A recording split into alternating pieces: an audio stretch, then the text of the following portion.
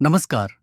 आज हम प्रस्तुत कर रहे हैं मुंशी प्रेमचंद जी की संवेदनशील कहानी घास वाली।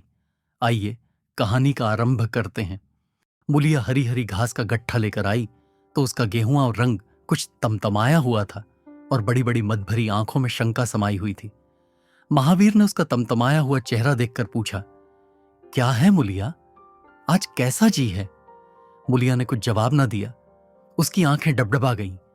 महावीर ने समीप आकर पूछा, क्या हुआ है, बताती क्यों नहीं? किसी ने कुछ कहा है? अम्मा ने डांटा है? क्यों इतनी उदास है? मुलिया ने सिसक कर कहा, कुछ नहीं। हुआ क्या है, अच्छी तो हूं। महावीर ने मुलिया को सिर से पांव तक देखकर कहा, चुपचाप रोएगी, बताएगी नहीं? मुलिया ने बात टालकर कहा, कोई बात भी हो, क्या बताऊं? मुलिया इस ऊसर में गुलाब का फूल थी। गेहुआ और रंग था, हिरण्य की सी आंखें, नीचे खिंचा हुआ चिबुक, कपोलों पर हल्की लालिमा, बड़ी बड़ी नुकीली पलकें, आंखों में एक विचित्र आर्द्रता जिसमें एक स्पष्ट वेदना, एक मूक व्यथा झलकती रहती थी।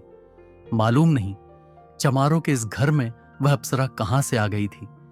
क्या उसका कोमल फूल सा गात इस योग्य था कि सर पर घास की टोकरी रखकर बेचने जाती? उस गांव में भी ऐसे लोग मौजूद थे जो उसके तलवे के नीचे आंखें बिछाते थे, उसकी एक चितवन के लिए तरसते थे, जिनसे अगर वह एक शब्द भी बोलती तो निहाल हो जाते। लेकिन उसे आए साल भर से अधिक हो गया, किसी ने उसे युवकों की तरफ ताकते या बातें करते नहीं देखा।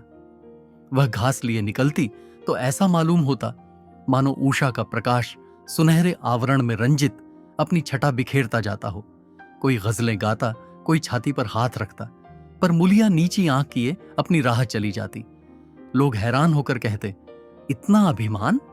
महावीर में ऐसे क्या सुरख के पर लगे हैं? ऐसा अच्छा जवान भी तो नहीं, न जाने ये कैसे उसके साथ रहती है।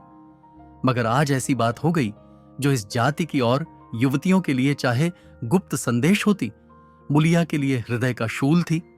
प्रभात का समय था, पवन आम की बौर की सुगंधि से मतवाला हो रहा था, आकाश पृथ्वी पर सोने की वर्षा कर रहा था। मुलिया सिर पर जौ रखे घास छीलने चली तो उसका गेहुआ और रंग प्रभात की सुनहरी किरणों से कुंदन की तरह दमक उठा। एकाएक युवक चैन सिंह सामने से आता हुआ दिखाई दिया।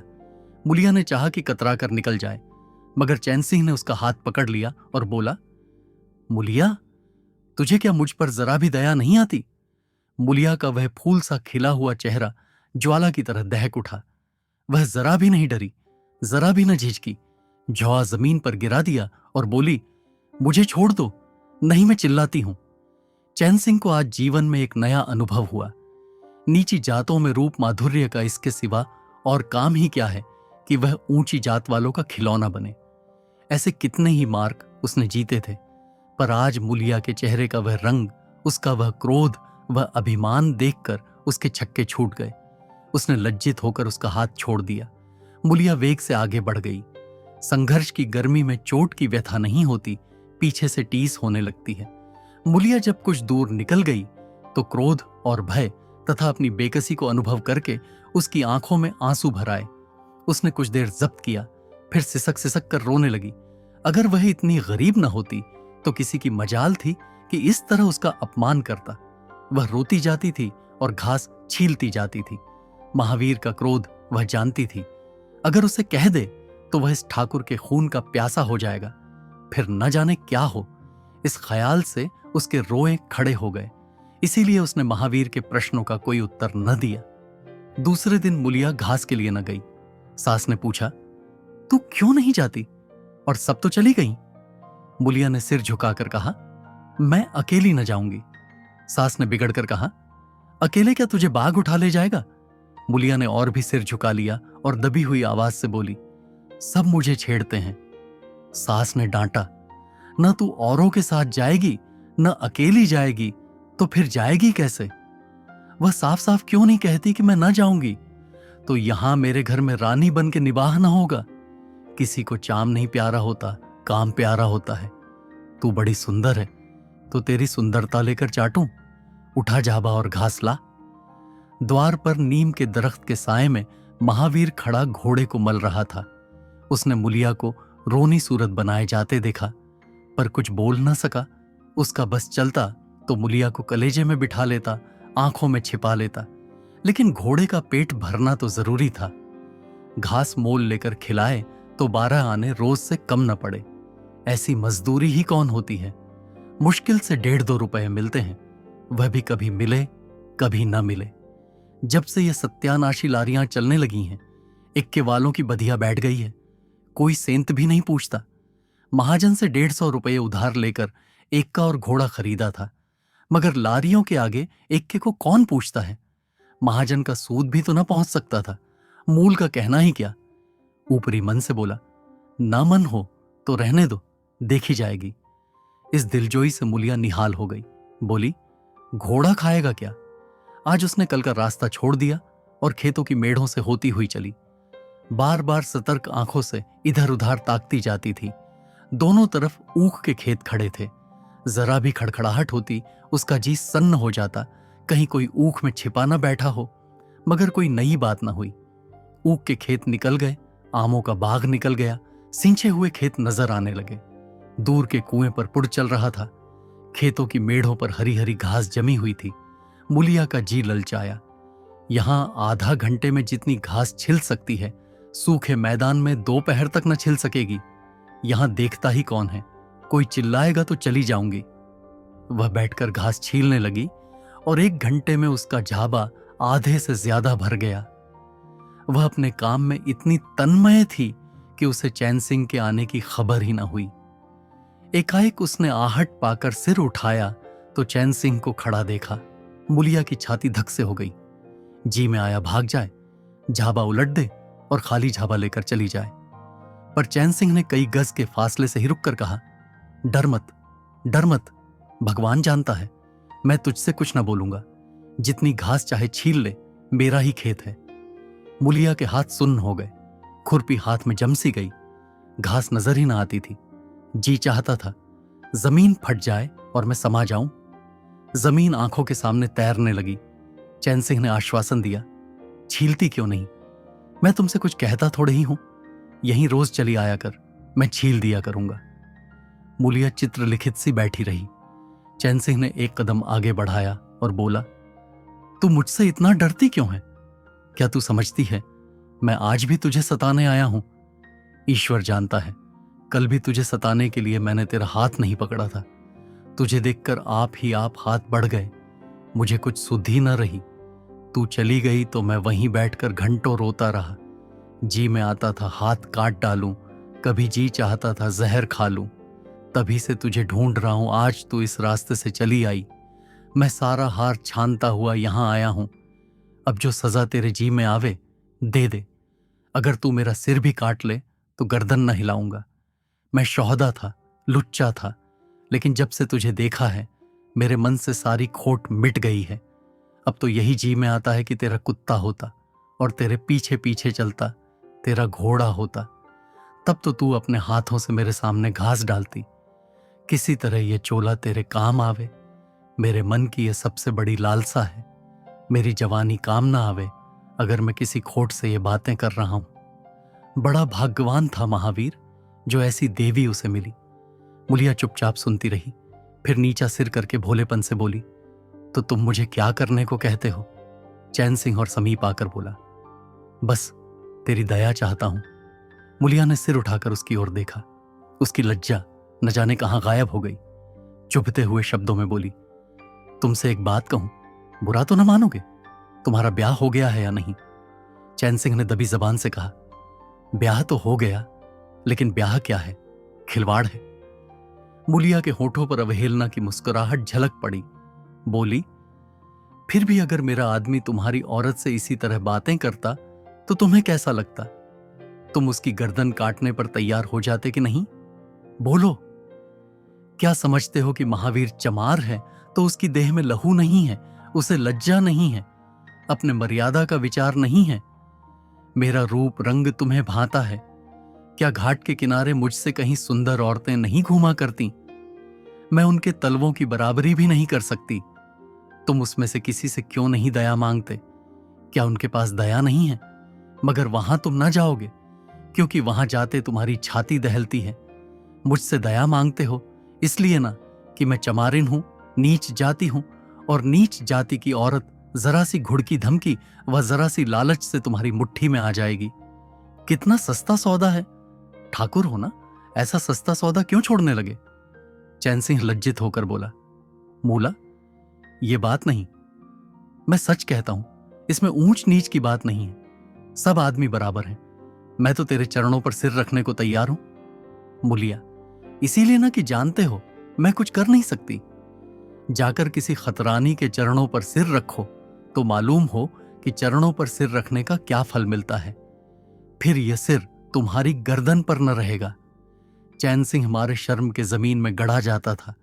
उसका मुंह ऐसा सूख गया था मानो महीनों की बीमारी से उठा हो। मुंह से बात न निकलती थी। मुलिया इतनी वाकपटु है, इसका उसे गुमान भी न था। मुलिया फिर बोली, मैं भी रोज बाजार जाती हूं, बड़े बड़े घरों का हाल जानती हूं। मुझे किसी बड़े घर का नाम बता दो जिसमें कोई साइस, कोई कोचवान, कोई कहार, कोई पंडा, कोई महाराज न घुसा बैठा हो। यह सब बड़े घरों की लीला है। और वह औरतें जो कुछ करती हैं ठीक करती हैं। उनके घरवाले भी तो चमारिनों और कहारिनों पर जान देते फिरते हैं। लेना देना बराबर हो जाता है। बेचारे गरीब आदमियों के लिए ये बातें कहां। मेरे आदमी के लिए संसार में जो कुछ हूं मैं हूं। वह किसी दूसरी मेहरिया की ओर आंख उठाकर भी नहीं देखता। संयोग की बात है कि मैं तनिक सुंदर हूं, लेकिन मैं काली कलूटी भी होती तब भी वह मुझे इसी तरह रखता। इसका मुझे विश्वास है। मैं चमारिन होकर भी इतनी नीच नहीं हूं कि विश्वास का बदला खोट से दूं। हां, वह अपने मन की करने लगे, मेरी छाती पर मुंह दलने लगे तो मैं भी उसकी छाती पर मुंह दलूंगी। तुम मेरे रूप ही के दीवाने हो ना। आज मुझे माता निकल आए, कानी हो जाऊं तो मेरी ओर ताकोगे भी नहीं। बोलो, झूठ कहती हूं? चैन सिंह इनकार न कर सका। मुलिया ने उसी गर्व से भरे हुए स्वर में कहा, लेकिन मेरी एक नहीं, दोनों आंखें फूट जाएं तब भी वह मुझे इसी तरह रखेगा। मुझे उठावेगा, बैठावेगा, खिलावेगा। तुम चाहते हो मैं ऐसे आदमी के साथ कपट करूं? जाओ, अब मुझे कभी ना छेड़ना, नहीं अच्छा ना होगा। जवानी जोश है, बल है, दया है, साहस है, आत्मविश्वास है, गौरव है और सब कुछ जो जीवन को पवित्र, उज्जवल और पूर्ण बना देता है। जवानी का नशा घमंड है, निर्दयता है, स्वार्थ है, शेखी है, विषय वासना है, कटुता है और वह सब कुछ जो जीवन को पशुता, विकार और पतन की ओर ले जाता है। चैन सिंह पर जवानी का नशा था। मुलिया के शीतल छींटों ने नशा उतार दिया। जैसे उबलती हुई चाशनी में पानी के छींटे पड़ जाने से फेन मिट जाता है, मैल निकल जाता है और निर्मल शुद्ध रस निकल आता है। जवानी का नशा जाता रहा, केवल जवानी रह गई। कामिनी के शब्द जितनी आसानी से दीन और ईमान को गारत कर सकते हैं, उतनी ही आसानी से उनका उद्धार भी कर सकते हैं। चैन सिंह उस दिन से दूसरा ही आदमी हो गया। गुस्सा उसकी नाक पर रहता था। बात बात पर मजदूरों को गालियां देना, डांटना और पीटना उसकी आदत थी। असामी उससे थरथर कांपते थे। मजदूर उसे आते देखकर अपने काम में चुस्त हो जाते थे। पर ज्यों ही उसने इधर पीठ फेरी और उन्होंने चिलम पीना शुरू किया, सब दिल में उससे जलते थे, उसे गालियां देते थे। मगर उस दिन से चैन सिंह इतना दयालु, इतना गंभीर, इतना सहनशील हो गया कि लोगों को आश्चर्य होता था। कई दिन गुजर गए थे। एक दिन संध्या समय चैन सिंह खेत देखने गया। पुर चल रहा था। उसने देखा कि एक जगह नाली टूट गई है और सारा पानी बहां चला जाता है। क्यारियों में पानी बिल्कुल नहीं पहुंचता, मगर क्यारी बनाने वाली बुढ़िया चुपचाप बैठी है। उसे इसकी जरा भी फिक्र नहीं है कि पानी क्यों नहीं आता। पहले यह दशा देखकर चैन सिंह आपे से बाहर हो जाता। उस औरत की उस दिन मजूरी काट लेता और पुर चलाने वालों को घुड़कियां जमाता। पर आज उसे क्रोध नहीं आया। उसने मिट्टी लेकर नाली बांध दी और खेत में जाकर बुढ़िया से बोला, तू यहां बैठी है और पानी सब बहा जा रहा है। बुढ़िया घबरा कर बोली, अभी खुल गई होगी। राजा, मैं अभी जाकर बंद किए देती हूं। ये कहती हुई वह थरथर कांपने लगी। चैन सिंह ने उसकी दिलजोई करते हुए कहा, भाग मत, भाग मत। मैंने नाली बंद कर दी। बूढ़ू कई दिन से नहीं दिखाई दिए, कहीं काम पर जाते हैं कि नहीं? बुढ़िया गदगद होकर बोली, आजकल तो खाली ही बैठे हैं भैया, कहीं काम नहीं लगता। चैन सिंह ने नम्र भाव से कहा, तो हमारे यहां लगा दे। थोड़ा सा सन रखा है, उसे काट दें। ये कहता हुआ वह कुएं की ओर चला गया। यहां 4 पुर चल रहे थे, पर इस वक्त 2 हंकवे बेर खाने गए थे। चैन सिंह को देखते ही मजूरों के होश उड़ गए। ठाकुर ने पूछा, 2 आदमी कहां गए? तो क्या जवाब देंगे? सबके सब डांटे जाएंगे। बेचारे दिल में सहमे जा रहे थे। चैन सिंह ने पूछा, वह दोनों कहां चले गए? किसी के मुंह से आवाज न निकली।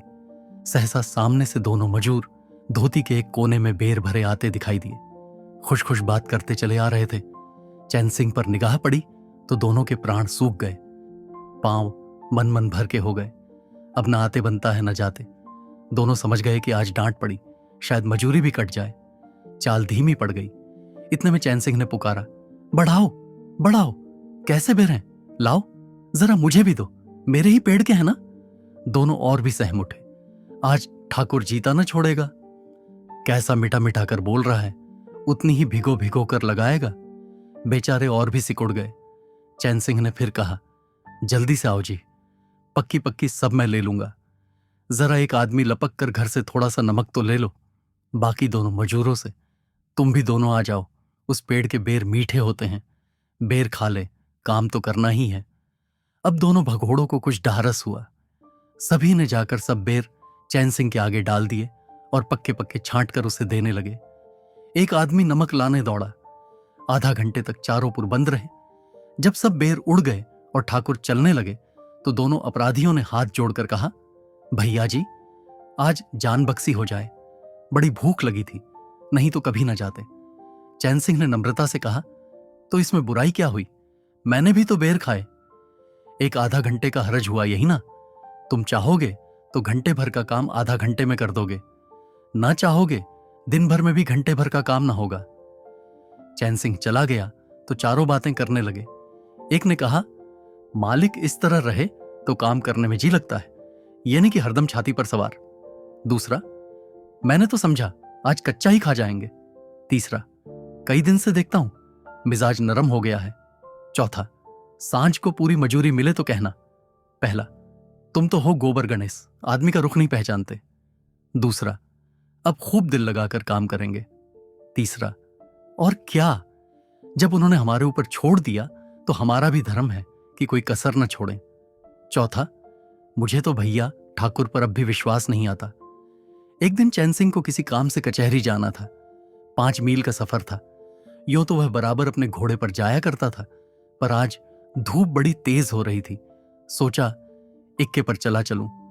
महावीर को कहला भेजा, मुझे लेते जाना। कोई 9 बजे महावीर ने पुकारा। चैन सिंह तैयार बैठा था, चटपट इक्के पर बैठ गया। मगर घोड़ा इतना दुबला हो रहा था, इक्के की गद्दी इतनी मैली और फटी हुई, सारा सामान इतना रद्दी कि चैन सिंह को उस पर बैठते शर्म आई। पूछा, यह सामान क्यों बिगड़ा हुआ है महावीर? तुम्हारा घोड़ा तो इतना दुबला कभी न था। क्या आजकल सवारियां कम हैं क्या? महावीर ने कहा, नहीं मालिक, सवारियां काहे नहीं है, मगर लारियों के सामने इक्के को कौन पूछता है। कहां 2, 2.5, 3 की मजूरी करके घर लौटता था, कहां अब 20 आने पैसे भी नहीं मिलते। क्या जानवर को खिलाऊं, क्या आप खाऊं? बड़ी विपत्ति में पड़ा हूं। सोचता हूं एक का घोड़ा बेच बांच कर आप लोगों की मजूरी कर लूं, पर कोई गाहक नहीं लगता। ज्यादा नहीं तो 12 आने तो घोड़े ही को चाहिए, घास ऊपर से। जब अपना ही पेट नहीं चलता तो जानवर को कौन पूछे। चैन सिंह ने उसके फटे हुए कुर्ते की ओर देखकर कहा, 2-4 बीघे खेती क्यों नहीं कर लेते? महावीर सिर झुकाकर बोला, खेती के लिए बड़ा पौरुख चाहिए मालिक। मैंने तो यही सोचा है कि कोई गाहक लग जाए तो इक्के को औने पौने निकाल दूं, फिर घास छीलकर बाजार ले जाया करूं। आजकल सास पतोहू दोनों छीलती हैं, तब जाकर 10-12 आने पैसे नसीब होते हैं। चैन सिंह ने पूछा, तो बुढ़िया बाजार जाती होगी? महावीर लजाता हुआ बोला, नहीं भैया, वह इतनी दूर कहां चल सकती है, घरवाली चली जाती है। दोपहर तक घास छीलती है, तीसरे पहर बाजार जाती है, वहां से घड़ी रात गए लौटती है।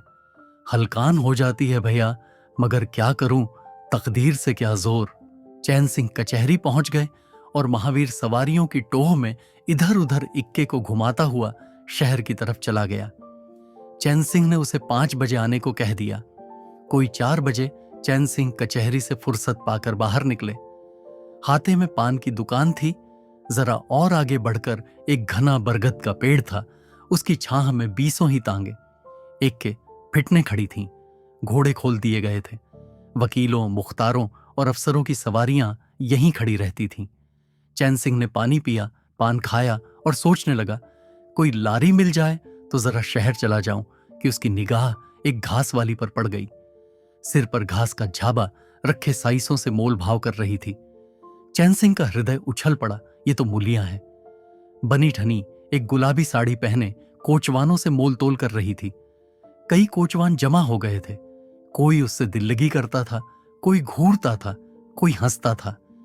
एक काले कलोटे कोचवान ने कहा, मूला, घास तो उड़ के अधिक से अधिक छो आने की है। मूलिया ने उन्माद पैदा करने वाली आंखों से देखकर कहा, छो आने पर लेना है तो सामने घसियारी ने बैठी हैं, चले जाओ, 2-4 पैसे कम में पा जाओगे। मेरी घास तो 12 आने में ही जाएगी। एक अधेड़ कोचवान ने फिटन के ऊपर से कहा, तेरा जमाना है, 12 आने नहीं 1 रुपया मांग। लेने वाले झक मारेंगे और लेंगे। निकलने दे वकीलों को, अब देर नहीं है। एक तांगे वाले ने, जो गुलाबी पगड़ी बांधे हुए था, बोला। बूढ़ू के मुंह में पानी भर आया। अब मूलिया काहे को किसी की ओर देखेगी। चैन सिंह को ऐसा क्रोध आ रहा था कि इन दुष्टों को जूते से पीटे। सब के सब कैसे उसकी ओर टकटकी लगाए ताक रहे हैं, आंखों से पी जाएंगे। और मूलिया भी यहां कितनी खुश है, न लजाती है, न झिझकती है, न दबती है। कैसा मुस्किरा मुस्किरा कर, रसीली आंखों से देख देख कर, सिर का अंचल खिसका खिसका कर, मुंह मोड़ मोड़ कर बातें कर रही है। वही मूलिया जो शेरनी की तरह तड़प उठी थी। इतने में 4 बजे अमले और वकील मुख्तारों का एक मेला सा निकल पड़ा। अमले लारियों पर दौड़े, वकील मुख्तार इन सवारियों की ओर चले। कोचवानों ने भी चटपट घोड़े जोते। कई महाशयों ने मूलिया को रसिक नेत्रों से देखा और अपनी अपनी गाड़ियों पर जा बैठे। एकाएक मूलिया घास का झाबा लिए उस फिटन के पीछे दौड़ी। फिटन में एक अंग्रेजी फैशन के जवान वकील साहब बैठे थे। उन्होंने पावदान पर घास रखवा ली, जेब से कुछ निकालकर मूलिया को दिया। मूलिया मुस्कुराई। दोनों में कुछ बातें भी हुईं जो चैन सिंह न सुन सके। एक क्षण में मूलिया प्रसन्न मुख घर की ओर चली। चैन सिंह पान वाले की दुकान पर विस्मृति की दशा में खड़ा रहा। पान वाले ने दुकान बढ़ाई, कपड़े पहने और केबिन का द्वार बंद करके नीचे उतरा तो चैन सिंह की समाधि टूटी। पूछा, क्या दुकान बंद कर दी? पान वाले ने सहानुभूति दिखाकर कहा, इसकी दवा करो ठाकुर साहब, ये बीमारी अच्छी नहीं है। चैन सिंह ने चकित होकर पूछा, कैसी बीमारी? पान वाला बोला, कैसी बीमारी? आधा घंटे से यहां खड़े हो जैसे कोई मुर्दा खड़ा हो। सारी कचहरी खाली हो गई, सब दुकानें बंद हो गईं। मेहतर तक झाड़ू लगाकर चल दिए। तुम्हें कुछ खबर हुई? ये बुरी बीमारी है, जल्दी दवा कर डालो। चैन सिंह ने छड़ी संभाली और फाटक की ओर चला कि महावीर का इक्का सामने से आता दिखाई दिया। कुछ दूर इक्का निकल गया तो चैन सिंह ने पूछा, आज कितने पैसे कमाए महावीर? महावीर ने हंसकर कहा, आज तो मालिक दिन भर खड़ा ही रह गया, किसी ने बेगार में भी ना पकड़ा, ऊपर से 4 पैसे की बीड़ियां पी गया। चैन सिंह ने जरा देर के बाद कहा, मेरी एक सलाह है, तुम मुझसे 1 रुपया रोज लिया करो। बस जब मैं बुलाऊं तो इक्का लेकर चले आया करो, तब तो तुम्हारी घरवाली को घास लेकर बाजार न जाना पड़ेगा। बोलो मंजूर है? महावीर ने सजल आंखों से देखकर कहा, मालिक आप ही का तो खाता हूं, आपकी प्रजा हूं, जब मर्जी हो पकड़ मंगवाइए, आपसे रुपए। चैन सिंह ने बात काटकर कहा, नहीं, मैं तुमसे बेगार नहीं लेना चाहता, तुम मुझसे 1 रुपया रोज ले जाया करो, घास लेकर घरवाली को बाजार मत भेजा करो, तुम्हारी आबरू मेरी आबरू है। और भी रुपये पैसे का जब काम लगे बेखटके चले आया करो। हां देखो, मूलिया से इस बात की भूल कर भी चर्चा न करना, क्या फायदा। कई दिनों के बाद संध्या समय मूलिया चैन सिंह से मिली। चैन सिंह असामियों से मालगुजारी वसूल करके घर की ओर लपका जा रहा था कि उसी जगह जहां उसने मूलिया की बांह पकड़ी थी, मूलिया की आवाज कानों में आई। उसने ठिठक कर पीछे देखा तो मूलिया दौड़ी आ रही थी। बोला, क्या है मूला, क्यों दौड़ती हो? मैं तो खड़ा हूं। मूलिया ने हांफते हुए कहा, कई दिन से तुमसे मिलना चाहती थी, आज तुम्हें आते देखा तो दौड़ी, अब मैं घास बेचने नहीं जाती। चैन सिंह ने कहा, बहुत अच्छी बात है। क्या तुमने कभी मुझे घास बेचते देखा है? हाँ, एक दिन देखा था। क्या महावीर ने तुझसे सब कह डाला? मैंने तो मना कर दिया था। वह मुझसे कोई बात नहीं छिपाता।